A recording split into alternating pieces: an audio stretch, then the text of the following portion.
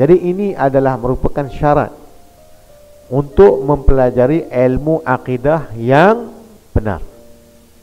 I'tiqad yang jazam, yang kedua muafakat dengan hak, yang ketiganya mesti ada dalil. Sama dalil akli itu dalil akal ataupun dalil Al-Quran. Dan dikehendakkan dengan alam itu barang yang lain daripada Allah Subhanahu wa taala. Musannif mengatakan alhamdulillahi fataral alam.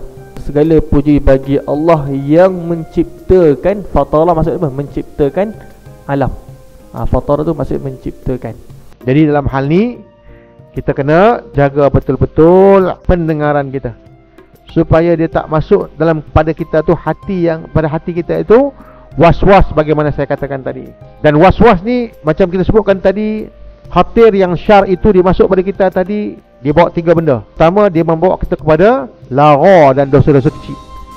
Itu daripada syaitan tu. Kemudian dia datang kepada kita juga, mengajak kita, bisikan untuk membawa kepada dosa-dosa besar dan menzalimi orang. Yang ketiga, dia datang pada hati kita, mengajak kita kepada syirik. Di dalam surah Al-Baqarah ayat 17 sehingga ayat ke-20 membicarakan tentang orang-orang munafik. Bagaimana perumpamaan Allah kepada kita, bagaimana sifat seorang munafik itu.